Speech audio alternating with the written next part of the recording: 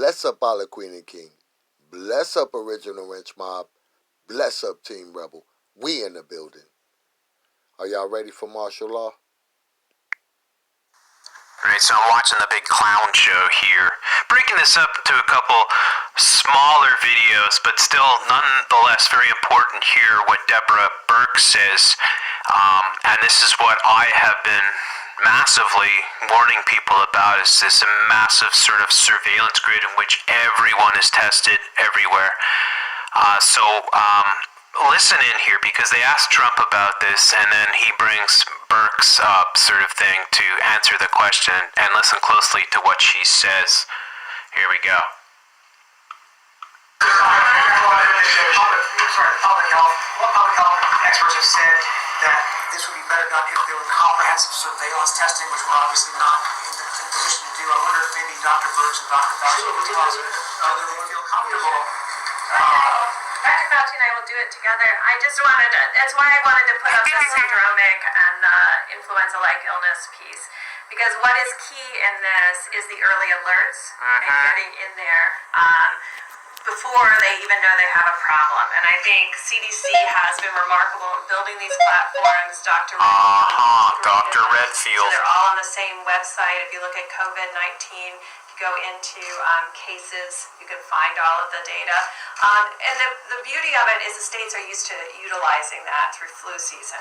So testing and contact tracing, and Dr. Redfield will be putting people in every single state to make sure that CDC is standing beside the state and local health officials to make sure that all of those cases are immediately identified and contact traced. I think what's new and what's really critical is this constant sentinel surveillance for asymptomatic individuals in communities that we... Now, I have the caption there. If you just listen very closely, this constant sentinel surveillance of what? Asymptomatic. This is people with no symptoms. So, listen closely. Website, if you look at COVID-19, go into cases, you can find all of the data. And the beauty of it is the states are used to utilizing that through flu season. So testing and contact tracing, and Dr. Redfield will be putting people in every single state to make sure that CDC is standing beside the state and local health officials to make sure that all of those cases are immediately identified and contact traced. I think what's new and what's really critical is this constant sentinel surveillance for asymptomatic individuals. Constant sentinel surveillance for asymptomatic individuals in the community. They're basically telling you that everyone is going to be tested. What's new and what's really critical is this constant sentinel surveillance for asymptomatic individuals in communities that we know are particularly vulnerable. And that hasn't been done in flu before, and I think that's going to be the added dividend that's really focused. Now, what he sees in communities that are particularly vulnerable, that leads to my race of people. And I'm not trying to make it a racial thing, but every area won't be locked down. And that's what I see in that next statement. On who is most vulnerable and how do we get the fastest alert by generally screening people without symptoms. So people who are just... Generally screening people without symptoms. Keyword generally. Wow.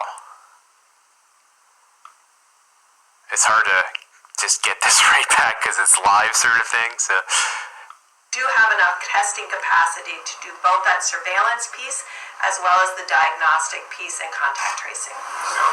Back there for a second. And I think that's going to be the added dividend that's really focused on who is most vulnerable and how do we get the fastest alert by generally screening people without symptoms. So people who are just coming to the clinic will be screened for COVID-19. So, just people that just come into the clinic, you could be going to the clinic for anything. You'll be screened for COVID-19. contact surveillance. The language is key here because she's saying this is for all 50 states and that they're all going to do this.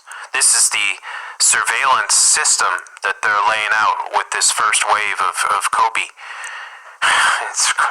It's really something. So they're going to force asymptomatic people with no symptoms to take these tests. And anybody that goes to a clinic is going to take these tests, basically. I'll just play that little part again and try to get it right on there, hopefully. Get back a little bit. Alert by generally screening people without symptoms. So people who are just coming to the clinic will be screened for COVID-19. And we do have enough testing capacity to do both that surveillance piece as well as the diagnostic piece and contact tracing. Now you notice they've stalled us. People have died and all these things going on. They've stalled all of this time so that they can get their surveillance together and their testing together. I don't accept. Actually, people have gotten confused about that because in the beginning when we were focusing really on just mitigation and really trying to keep peaks down and trying to worry about ventilators and PPEs and things like that, when you get a little bit more grace period, you can start figuring out what is the penetrance of this virus in society. What are we missing in people who might be infected? What is the percentage of those people that are out there? That's going to inform us greatly for a number of things, including the level, once we prove that antibody test that you have is really protective, and we still don't know that yet, we're going to find that out. We may get a good feel of what the level of protection might be in society, but we don't know that yet. So it's going to give us information as to what the vulnerable areas are and how we need to respond. Remember, there's two types of things: antibody tests and... You know, one thing I've learned in reading some of the biblical books is that they said they will come and protect us and they will bring safety. And when they start using that, we're in dangerous times, people. Y'all don't forget that. Bless up. Test for the diagnosis of who has the disease. One you need for contact tracing, the other you want to need for finding out what's in society. We're going to... These people, this is the medicinal martial law that they want to implement. They are very clever by using a virus to do this, right? But this is their goal. Their goal is just to have everyone being watched at all times. And they have to justify it, and the way that they justify it, of course, is by scaring the bejesus out of you so that you all fear this invisible enemy, right? And you do exactly, in fact, what happens more often than not is most people are watching their television and they are, bending over backwards to do whatever the government tells them to do without a moment's thought about what this actually means. So when they're testing you and they're going to be, to getting your DNA basically amongst, right? I mean, they're going to have your contact tracing, which you're going to be forced. I'm showing you this. Like, I'm not speculating. Like, I mean, I don't mean to say this to people listen to me because they know this, but I'm saying, like, if you're skeptical about what I'm saying about how things are going to proceed in this new world order, is that you're not going to be able to access places. You're not going to be able to go into places without the contact tracing on. So you're going to have to use your phone to get through checkpoints, to get into the store, get into the doctor's office or the health clinic or the hospital. And then you're going to be forced to take the test even if you're completely asymptomatic. That's what these scumbags are saying.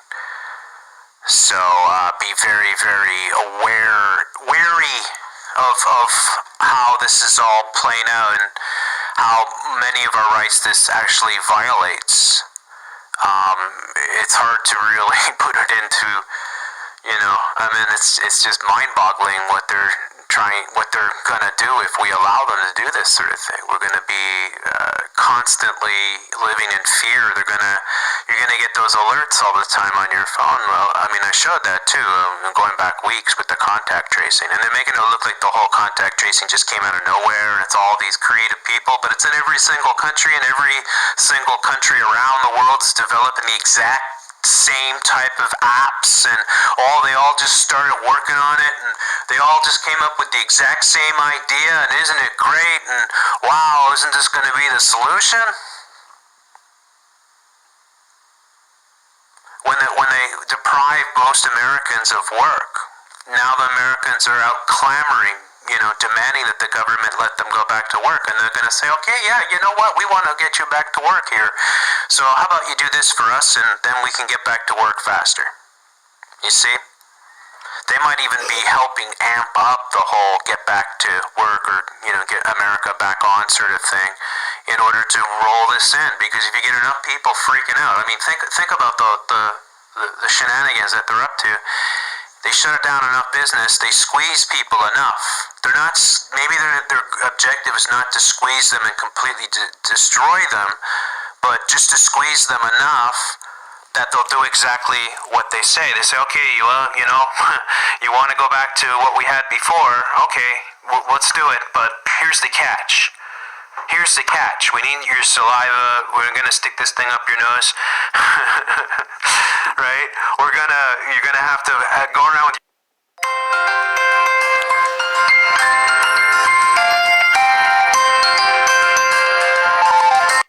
your smartphone. You're gonna have to have it on. We're gonna have the 5G towers around, watching everything that you do, and every place you go into, you're gonna be traced. And if there's some sort of evidence that comes out that somebody in one of the areas. You're right, Jeff Censored. Not only are you going to be traced, but they want to trace who you know or who you've been around. And then they want to go further than that and trace the people you've been around. They want to trace those people and then the people they've been around.